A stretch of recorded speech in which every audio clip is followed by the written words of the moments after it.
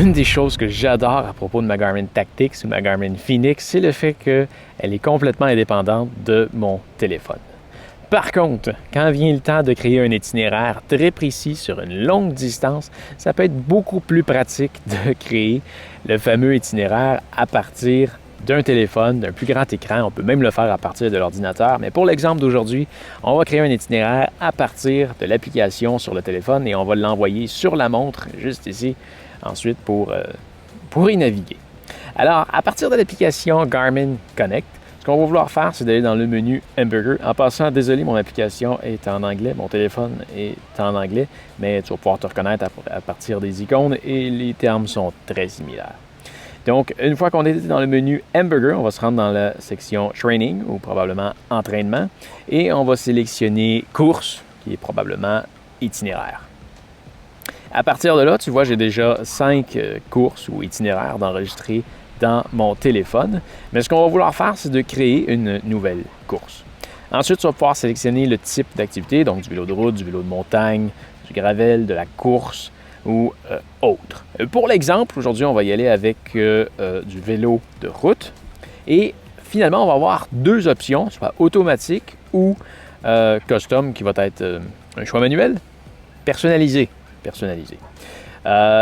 Donc, automatique, ce que ça va faire, c'est que tu vas pouvoir sélectionner en premier, tu vas pouvoir donner un nom. Donc, on va le laisser comme ça pour l'exemple. Mais tu vas pouvoir sélectionner la distance que tu veux parcourir. Et ce que ça va te faire, c'est que ça va te faire une boucle.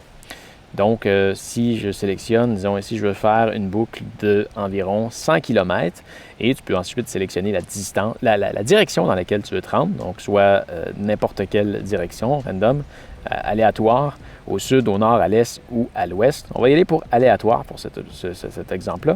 On va faire suivant et ça va t'amener sur la carte à peu près où est-ce que tu es.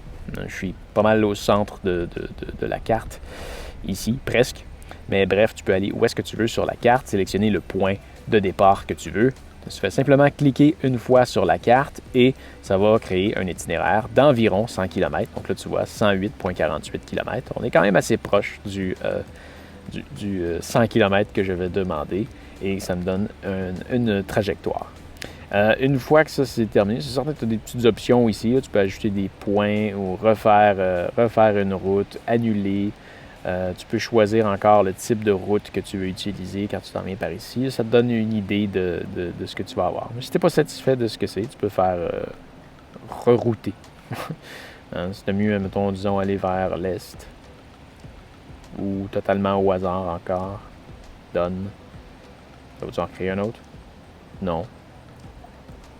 Il faudrait annuler et refaire la route. Donc, si je reviens ici, j'appuie ici, ça va recréer une route. Et tu vois, cette fois-ci, elle est différente. 111 km. Ça y va vraiment au hasard à chaque fois. Donc, une fois que ça c'est fait, si je suis satisfait du résultat ici, je vais appuyer sur Done et mon parcours est enregistré. Si je recule ici, tu vois, il fait maintenant partie de ma liste. Maintenant, on va en créer une nouvelle, mais celle-là, on va la faire manuellement. Donc, on va faire créer une course. Encore une fois, je vais aller faire un itinéraire en vélo de route, mais je vais y aller maintenant avec personnalisé ou custom en anglais. Donc maintenant, c'est un petit peu différent.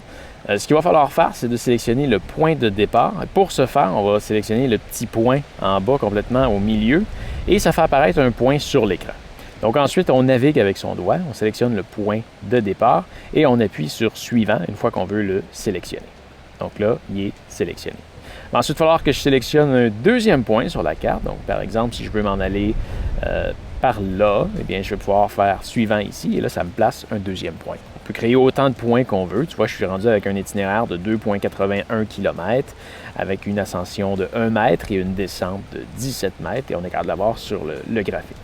Encore une fois, on peut choisir le type de terrain qu'on veut parcourir. Ça ne va pas refaire le trajet qu'on a fait, mais si jamais tu veux changer de type de terrain rendu à un certain point, bien là, tu pourrais aller sélectionner le type de terrain que tu veux pour cette région-là.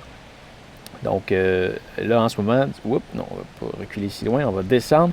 Et disons que, par exemple, je voudrais me rendre à Montréal. Donc, je vais réappuyer sur le point ici. Je vais me déplacer vers l'ouest. parce que c'est là où se trouve Montréal, et je vais, disons par exemple, dans ce quartier résidentiel, c'est là que je veux aller, et voilà, il va me créer un trajet. Là, tu vois, le trajet en bleu ici, c'est le trajet qui est utilisé. Pour connaître la région, je peux dire que c'est un chemin qui me semble quand même assez logique parce qu'il y a une route cyclable qui est dans ce coin-là. Alors, je suis à peu près sûr qu'il me fait rester sur cette fameuse route. Mais si jamais je voulais la changer, j'aurais aimé ça passer par Saint-Hyacinthe. Ben là, dans le fond, tout ce qu'il aurait fallu que je fasse, c'est je pourrais annuler. Tu vois, annuler, je vais retourner ici et là, je vais me créer un point. Je vais lui dire que non, je veux passer par Saint-Hyacinthe. C'est où Saint-Hyacinthe? C'est ici.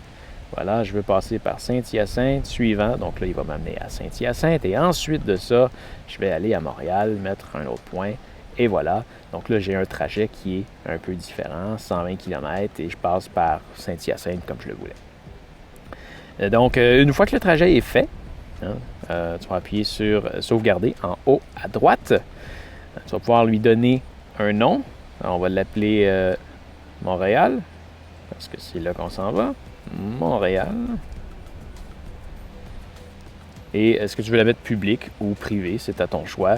Ensuite, tu appuies sur Donne et voilà, c'est terminé. Maintenant, si tu veux l'envoyer dans ton appareil, tu peux retourner dans la liste derrière. Tu vois, on avait ici Montréal, donc je vais la resélectionner. Je sais, on était déjà là. On va appuyer sur les 3 petits points en haut à droite et on va faire envoyer vers l'appareil ou send to device. Donc, voilà. Ensuite, tu vas pouvoir sélectionner la montre vers laquelle tu veux l'envoyer. Dans ce cas-ci, ça va être la Garmin Tactix Delta Solaire que j'ai dans les mains. Et voilà, ready to roll, on est prêt à y aller. Le message, il dit un petit peu rapidement. En fait, l'itinéraire est en train de s'envoyer vers la montre. Mais si on y va rapidement, je vais démarrer une activité. Je vais aller sélectionner vélo. Je vais maintenir le bouton menu. Je vais descendre jusqu'à navigation. Et je vais ensuite pouvoir sélectionner un parcours. Ah, c'était le mot que je cherchais plutôt, un parcours. Et tu vois, j'ai mon trajet de Montréal. Et en fait, non, ça c'est celui du tutoriel que j'ai fait un peu plus tôt en anglais. Donc, comme je te dis, il faut attendre encore quelques secondes, voire peut-être 1 minute avant que le fameux parcours soit rendu dans la montre. À Montréal, 120 km ici. Voilà. Ça vient d'être mis à jour. Celui-là, l'autre avant, je l'ai supprimé de la montre, donc il vient de se resynchroniser.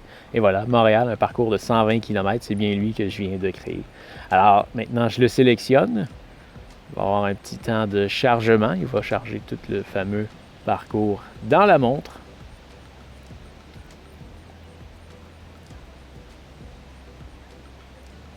Plus le parcours est long, plus il est long à charger. Et voilà, donc je peux effectuer le parcours où j'aurais pu le visualiser sur la carte.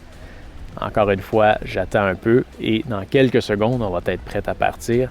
Je vais seulement avoir à suivre la montre. Elle va me dire exactement par où aller, la distance qu'il me reste à parcourir, l'heure estimée d'arrivée.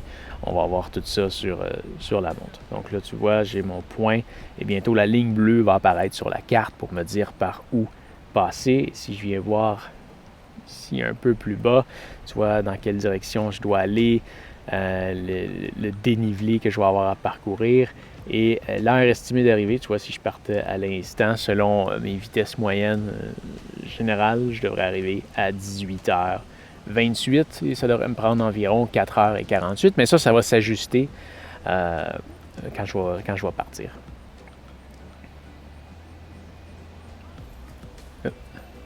Si je remonte ici, il n'a pas encore tout chargé. Ah ben oui, tu peux voir ici, là, il y a une ligne bleue qui est apparue. Ça, c'est mon trajet. Donc, je ne suis pas collé exactement à l'endroit où j'ai fait partir mon trajet. Il me resterait qu'à aller le rejoindre et ce serait parti.